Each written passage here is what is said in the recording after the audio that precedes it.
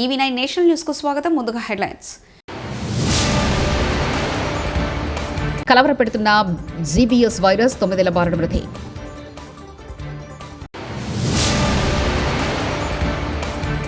Telangana assembly ప్రత్యేక సమావేశం. కులగణన ఎస్సీ వర్గీకరణపై సీఎం రేవంత్ రెడ్డి ప్రకటన.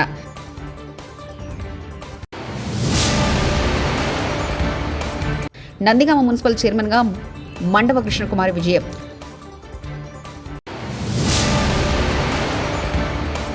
శంషాబాద్ ఎయిర్పోర్టులో గొంగడి త్రిషాకు ఘన స్వాగతం. జీబీఎస్ అనే కొత్త వైరస్ బారిన పడి 9 ఏళ్ల బాలుడు మృతి చెందడంపై సర్వత్రా ఆందోళన నెలకొనమవుతుంది. దేశంలో మహారాష్ట్ర, పశ్చిమ బెంగాల్ రాష్ట్రాల అనంతరం జీబీఎస్ అనే కొత్త రకం వైరస్ రాష్ట్రంలో వెలుగు చూసింది. తిరువల్లూరు సమీపంలో తిరువూరు ఎంజీఆర్ నగర్కు చెందిన ప్రేమ్ కుమార్ కుమారుడైన 9 సంవత్సరాల వైదీశ్వరన్ అదే ప్రాంతంలో ఉన్న ప్రభుత్వ అధిద్రావిడుల సంక్షేమ పాఠశాలలో 4వ తరగతి చదువుతున్నారు. గత నెల 22వ తేదీన ఉదయం ఇంటి నుంచి పాఠశాలకు బయలుదేరగా వైదీశ్వరన్ కాళ్లు కదపలేక ఇబ్బందులు పాలయ్యాడు. నందిగామలో 3 రోజుల ఉత్కంఠకు ఎట్టకేలకు తెరపడింది. నందిగామ మున్సిపల్ చైర్మన్గా మండవ కృష్ణకుమారి ఎన్నికయ్యారు. టీడీపీకి 15, వైసీపీకి అనుకూలంగా 3 ఓట్లు పడడంతో కృష్ణకుమారి విజయం సాధించినట్లు అధికారులు ప్రకటించారు. టీడీపీ అధిష్టాన ఆదేశాలతో కృష్ణకుమారికి మద్దతుగా ఎమ్మెల్యే, ఇతర సభ్యులు ఓటేశారు. మున్సిపల్ చైర్మన్గా ఎన్నికైన కృష్ణకుమారికి ఎమ్మెల్యే తంగిరాల సౌమ్య, ఇతర సభ్యులు అభినందనలు తెలిపారు. గత 3 రోజులుగా నందిగామ మున్సిపల్ చైర్మన్ ఎన్నికకు సంబంధించి రాష్ట్ర వ్యాప్తంగా చర్చనీయాంశంగా మారింది. మొదటి నుంచి టీడీపీ ప్రతినిధిగా ఎమ్మెల్యేగా తంగిరాల సౌమ్య కొనసాగుతున్న విషయం తెలిసిందే. తెలంగాణలో రైల్వే ప్రాజెక్టులపై కేంద్ర రైల్వే శాఖ మంత్రి అశ్విని వైష్ణవ్ కీలక ప్రకటన చేశారు. తెలంగాణలో రైల్వే ప్రాజెక్టుల కోసం కేంద్రం భారీగా నిధులు కేటాయించినట్లు చెప్పారు. తాజా కేంద్ర బడ్జెట్లో తెలంగాణ రైల్వే ప్రాజెక్టులకు మొత్తం 5,337 కోట్లు కేటాయించినట్లు తెలిపారు. సొంత పార్టీపైనే విమర్శలు చేసిన రేవంత్ రెడ్డి గత 75 దేశంలో 10 ఏళ్లకోసారి జనాభా లెక్కలు చేసి కేవలం ఎస్సీ, ఎస్టీ జనాభా వివరాలు తెలిపి బడుగు బలహీన వర్గాలకు అన్యాయం చేశారన్న రేవంత్ రెడ్డి, గతంలో దేశాన్ని ఎక్కువ సంవత్సరాలు పాలించింది కాంగ్రెస్ పార్టీనే. అలా అయితే బడుగు బలహీన వర్గాలకు అన్యాయం చేసింది కాంగ్రెస్ పార్టీనే. రేవంత్ రెడ్డి సొంత పార్టీని విమర్శలు చేస్తున్నారని నెటిజన్లు విమర్శలు చేస్తున్నారు. జనాభా లెక్కలు కావచ్చు, ఇట్లా ప్రతి 10 సంవత్సరాలకు ఈ దేశంలో లెక్కిస్తున్న జనాభాలో ఎస్సీ, ఎస్టీల వివరాలు మాత్రమే పొందపరిచారు తప్ప బలహీన వర్గాలకు సంబంధించిన ఇతర కులాలు, ఉపకులాలకు సంబంధించిన వివరాలను ఏ రోజు కూడా పొందుపరచకపోవడం వల్ల 75 సంవత్సరాలు పూర్తి చేసుకున్న ఈ భారత స్వతంత్ర దేశంలో బలహీన వర్గాల యొక్క లెక్కనే లేకపోవడము. ఇక 42% రిజర్వేషన్ గురించి మా మిత్రుడు శ్రీనివాస్ యాదవ్ గారు అన్నారు. నేను ఒక మాట సూటిగా వారికి సమాధానం నేను చెప్పదలుచుకున్నా. చట్టపరంగా 42% రిజర్వేషన్ ఇవ్వాలి అని అంటే రాజ్యాంగ సవరణ జరగాలి. ప్యాకేజ్ స్టార్ పవన్ కళ్యాణ్ షర్మిలలాగా కొత్తగా తీర్మార్ మల్లన్న అని చిన్నోడొచ్చాడు. నేను బీసీని అని ఆర్కెస్ట్రాలో మన బడుగు బలహీన వర్గాలను మోసం చేస్తున్నాడు. బీసీలకు నేనున్నాను. నేను చిరంజీవిలాగా కాంగ్రెస్ పార్టీకి, పవన్ కళ్యాణ్ లాగా బీజేపీకి అమ్ముడు పోనంటూ కేఏ పాల్ వ్యాఖ్యానించారు. వాడి మీద అనేక రౌడీ సీటర్ కేసులు ఉన్నాయి. నేను బీసీని అని ఆర్కెస్ట్రాతో బీసీలందరినీ 80 కోట్లు ఖర్చు పెట్టి నిన్న మీటింగ్ పెట్టి మన బడుగు బలహీన వర్గాల్ని మోసం చేస్తున్నాడు. ఆర్కెస్ట్రా ఏమన్నా మేము బిచ్చగాలవా అన్నాడు. చంద్రబాబుతో భిక్షం అడిగాడు, కేసీఆర్ని భిక్షం అడిగాడు, వైసీపీని భిక్షం అడిగాడు, ఇప్పుడు బీజేపీని భిక్షం అడిగి బీసీలని తాకట్టు పెట్టేశాడు. వాడి శిష్యుడే తీర్మాన్ మల్లన్న, దానికి రుజువే నిన్న తెలంగాణలో మీటింగ్. బీసీలారా మనం అమ్ముడు పోవాలా? 60% ఉన్నోళ్ళవి నేనున్నాను కదా. ఎవ్వరికి అమ్ముడుపోని చిరంజీవిలాగా అమ్ముడుపోలేదు కాంగ్రెస్కి, పవన్ కళ్యాణ్ లాగా తెలుగుదేశం, బీజేపీకి అమ్ముడుపోలేదు. ఎంత పెద్ద పదవులు ఇస్తానన్నా సరెండర్ అవ్వలేదు. 2 రోజుల క్రితం మంత్రి ఉత్తమ్ కుమార్ రెడ్డికి చెప్పిన కులగణన వివరాలని ఇప్పుడు శాసన మండలిలో బట్టి విక్రమార్క చెప్పి మమ అనిపించారు. కానీ ఈ కులగణన వివరాలతో స్థానిక సంస్థల ఎన్నికల్లో ఉద్యోగుల్లో బీసీలకు రిజర్వేషన్లు కల్పిస్తామని కాంగ్రెస్ పార్టీ చెప్పడం లేదంటూ ఎమ్మెల్సీ కల్వకుంట్ల కవిత వ్యాఖ్యానించారు. ఈ రోజు అసెంబ్లీలో ఆ డేటాతోని ప్రభుత్వం ఏం చేయబోతుందనే ప్లాన్ ఆఫ్ యాక్షన్ ఇస్తామని అనుకున్నాం. అయితే ఓన్లీ స్టేట్మెంట్ మొన్న ఉత్తమ్ కుమార్ రెడ్డి గారు ప్రెస్ మీట్లో చదివిందే మళ్ళీ ఇవాళ స్టేట్మెంట్ చదివేసి అయిపోయింది అని మమ అనిపించేస్తే దీంతో ఏం చేయబోతా ఉన్నారు? ఈ డేటాతోని మీరు ఇదివరకు ఎలక్షన్లో ప్రతిపాదించినట్టుగా, ఎలక్షన్లో వాగ్దానం చేసినట్టుగా బీసీలకు రిజర్వేషన్లు ఇచ్చి ఎన్నికలకు వెళ్తారా? లేకపోతే విద్యా, ఉపాధి, ఉద్యోగ అవకాశాల్లో ఈ రిజర్వేషన్లు అమలు చేస్తారా? ఇందులో వచ్చినటువంటి జనాభాలో సపరేట్గా ఓసీ, బీసీ, అది బీసీలో ఉండేటటువంటి ముస్లిమ్స్ని సపరేట్గా చేసి సంఖ్య తక్కువ చేసి చూపించడం జరుగుతూ ఉంది అధ్యక్ష. సో వీళ్ళు ప్లాన్ చేసేటప్పుడు ఏం చేస్తారని ఒక ప్లాన్ ఆఫ్ యాక్షన్ చెప్తారని చెప్పి అనుకున్నాం. రెండోది అధ్యక్ష, హిందూ బీసీలు, ముస్లిం బీసీలు అని కొత్త పదం పెట్టారు. అసలు ఇలాంటి పదాలు రాజ్యాంగం ఒప్పుకుంటుందా? అధ్యక్ష, హిందూ బీసీ, ముస్లిం బీసీ అని వాడారని హైకోర్టులో కానీ, సుప్రీంకోర్టులో కానీ ఎవరైనా పిటిషన్ వేస్తే వారం రోజుల్లో కులగణన కొట్టేస్తారంటూ బీజేపీ ఎమ్మెల్యే పాయశంకర్ వ్యాఖ్యానించారు. ఈ రిపోర్టు మీరు బయట పెట్టి రేపు బీసీలకు ఎట్లా న్యాయం చేస్తారు అధ్యక్ష? హిందూ బీసీలు, ముస్లిం బీసీలు, అసలు ఈ రకంగా బీసీలు ఉంటారా? బీసీలు అనే పదం ఇది ఎక్కడైతే మీరు ఈ ప్రపంచంలో ఎక్కడ లేనటువంటి ఈ పదాన్ని మీరు జోడించిండ్రో ఇదొక్కటి రావాధ్యక్ష, కోట్లు కొట్టేటందుకు. ఇక రావాధ్యక్ష, రిజర్వేషన్లు రావాధ్యక్ష, కోర్టు ఒక్కసారి హైకోర్టు అయినా సుప్రీంకోర్టు అయినా హిందూ బీసీ, ముస్లిం బీసీ అనే పదం వాడిండ్రు అని ఒక్కసారి మామూలు వ్యక్తి ఒక పిటిషన్ ఎత్తే అధ్యక్ష, వారం రోజులు ఇది కొట్లు పోతాయి అధ్యక్ష. గత ప్రభుత్వ సమగ్ర కుటుంబ సర్వేను అనౌన్స్ చేయలేదంటూ శాసనమండలి సాక్షిగా అబద్ధాలు చెప్పిన బట్టి విక్రమార్క, అబద్ధం, సమగ్ర కుటుంబ సర్వేకు సంబంధించి అఫీషియల్ డేటాను మీరు అనౌన్స్ చేయలేదు. డిప్యూటీ సీఎం బట్టి విక్రమార్క వాస్తవం సమగ్ర కుటుంబ సర్వే వివరాలు వెబ్సైట్లో పెట్టారు. మంత్రి బట్టి కింద ఉన్న ప్లానింగ్ శాఖ వల్లే వెబ్సైట్లో పెట్టారంటూ ఎమ్మెల్సీ బండ ప్రకాష్ వ్యాఖ్యానించారు. అందుబాటులో ఉన్నటువంటి సైంటిఫిక్ సర్వే ప్రకారం జరిగినటువంటి జనాభా లెక్కల అంశం ఏది ఉందంటే 2011 సంబంధించిన సెన్సస్ సంబంధించిన జనాభా లెక్క. సర్వే జరగలేదు, ఏమీ లేదు, డేటా లేదు అని చెప్పడం సరైనది కాదు సార్. సార్ వారు కూడా ఇప్పుడు ప్లానింగ్ శాఖ అనేది వారి ఆధీనంలో ఉన్న శాఖనే సార్. నేను ఇప్పుడు చూపెడుతున్నది దిస్ ఈజ్ ప్లానింగ్ శాఖ పెట్టిన రిపోర్ట్. ఇది ఎంసీఆర్ హెచ్ఆర్డీలో ప్లానింగ్ శాఖ intensive house hold survey HIS సమగ్ర కుటుంబ survey planning department Telangana state. దీని మీద ఇప్పుడు మంత్రి గారు ఎన్నైతే ఇండికేటర్స్ చెప్పినారో, ఎంతమందిని అపాయింట్ చేసినాం, ఎట్లా చేసినాం, మెథడాలజీ ఏం ఫాలో అయినాం, ఏ సిస్టమ్ చేసినాం, census, national sample survey, integrated house hold survey మూడింటిని కంపేర్ చేసి రాసిన రిపోర్టు, మీరు చేసిన రిపోర్టే సార్. 75 పేజీల రిపోర్టు వెబ్సైట్లో ఇప్పుడు ప్రజలకు అందరికీ అందుబాటులో ఉన్నది సార్. అది మీ శాఖ రిపోర్టే, మంత్రి గారు పనిచేస్తున్న శాఖకు సంబంధించిన రిపోర్టే ఇవాళ వెబ్సైట్లో ఉన్నది. రెండో అంశం మీ దృష్టికి తీసుకొచ్చేది ఏంటంటే 2011 సెన్సెస్. ఆయన ఉత్తమ మంత్రి, ఆయన మాటలు నమ్మకండి అంటున్న మంత్రి కొండా సురేఖ 2 రోజుల క్రితం ప్రెస్ మీట్లో కులగణన వివరాలు వెల్లడించిన మంత్రి ఉత్తమ్ కుమార్ రెడ్డి కులగణన వివరాలు ఇప్పటివరకు బయట ఎక్కడ వివరించలేదంటూ శాసనమండలి సాక్షిగా అబద్ధాలు చెప్తున్న మంత్రి కొండా సురేఖ. పర్సంటేజ్ అని మాట్లాడడం ఏదైతే ఉందో కరెక్ట్ కాదు. అది ప్రభుత్వం నుంచి ఒక పేపర్ కూడా బయటకు వెళ్ళలేదు, ఒక ఇన్ఫర్మేషన్ కూడా బయటకు వెళ్ళలేదు. ఇప్పుడు మీ ముందు పెట్టిందే కరెక్ట్ ప్రభుత్వం యొక్క ఇన్ఫర్మేషన్. మీరు వాళ్ళు అట్లా అనుకుంటున్నారు, ఇట్లా అనుకుంటున్నారు అనేటువంటి మాట కాకుండా మేము ఇచ్చిన స్టేట్మెంట్ మీద మీకేమైనా డౌట్స్ ఉంటే వాటిని రేజ్ చేయండి, అంతేగాని వాళ్ళు అనుకుంటున్నారు అనేటువంటి విధంగా మాట్లాడడం కరెక్ట్ కాదు. చీటి సకలమ్మ గారి ద్వాదశ దినకర్మలో పాల్గొని పుష్పాంజలి ఘటించారు కేసీఆర్.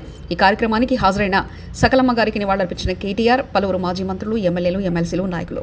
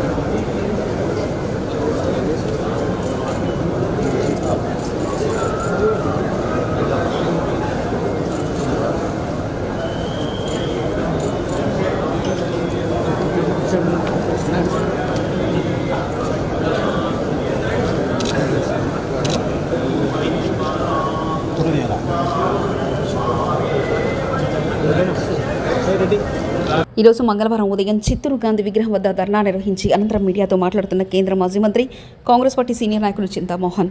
బ్యాంకులు, రెండవది వర్గీకరణ, మూడవది అభివృద్ధి. ఒకప్పుడు దేశంలో అంటరానితనం ఉండేది. 100 సంవత్సరాల నాడు గాంధీ గారు చిత్తూరుకు రావడం జరిగింది. గాంధీ గారు చిత్తూరుకు వచ్చి ఈ విగ్రహం దగ్గర 2 మాటలే మాట్లాడాడు, 5 నిమిషాలు. ఒకటి దేశానికి స్వతంత్రం, రెండవది దేశంలో అంటరానితనం నిర్మూలన. మరి ఈరోజు అంటరానితనం అంటే ఏందో జనాలు మర్చిపోయారు, తెలీదు. ఒకప్పుడు మాలా మాదిగలను తాకేవాళ్ళు కాదు, రోడ్లపైకి రానిచ్చేవాళ్ళు కాదు, మూతికి ముంత కట్టుకొని వెనకాల మరి చీపురు గట్ట కట్టుకొని తిరిగేవాళ్ళు ఎస్సీలు. అటువంటి ఎస్సీలకు ఈరోజు దేశంలో రిజర్వేషన్లు తీసుకొని వచ్చింది కాంగ్రెస్ పార్టీ, మహాత్మా గాంధీ గారు, జవహర్లాల్ నెహ్రూ, అంబేద్కర్ గారి కృషి వల్ల. ఈరోజు ఎస్సీలకు 15% రిజర్వేషన్లు ఇవ్వడం జరిగింది. ఎస్టీలకు 7.5%. సూర్యవాహనంపై శ్రీనివాసుడు రథసప్తమి సందర్భంగా మంగళవారం పట్టణంలోని రింగ్ రోడ్ శ్రీ కళ్యాణ వెంకటేశ్వర స్వామి ఆలయంలో శ్రీ స్వామివారికి ఉదయం సుప్రభాత సేవ, అనంతరం ఆలయ ప్రధాన అర్చకులు పీసపాటి శ్రీమన్నారాయణాచార్యులు ప్రత్యేక పూజలు నిర్వహించారు.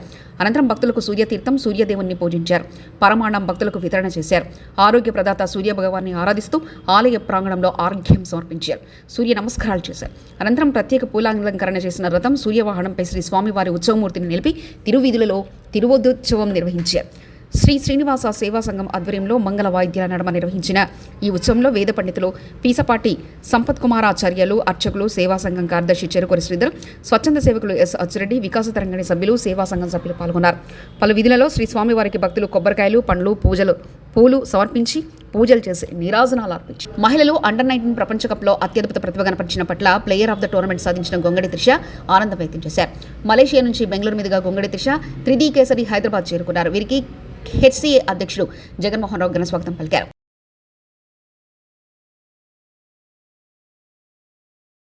కూడా ఆడాను, కానీ లాస్ట్ 3 runs ఉన్నప్పుడు అవుట్ అయ్యాను ఫైనల్స్లో.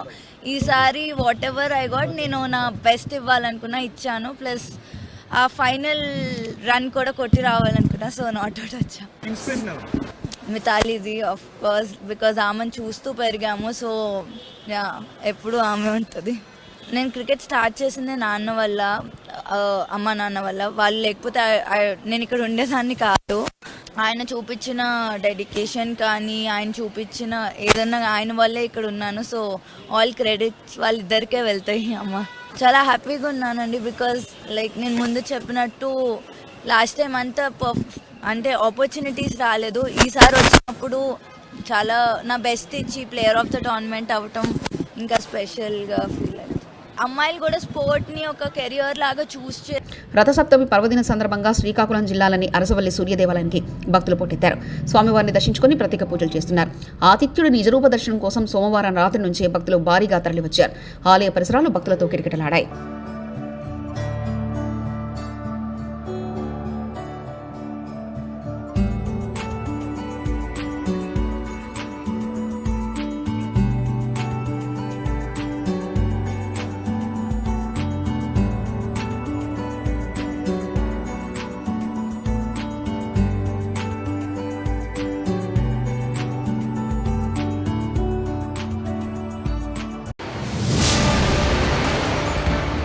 కలవరపెడుతున్న జీబీఎస్ వైరస్ 9 ఏళ్ల బాలుడు మృతి.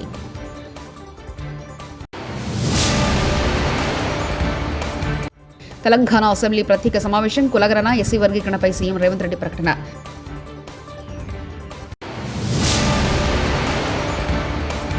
నందిగామ మున్సిపల్ చైర్మన్గా మండవ కృష్ణకుమారి విజయం.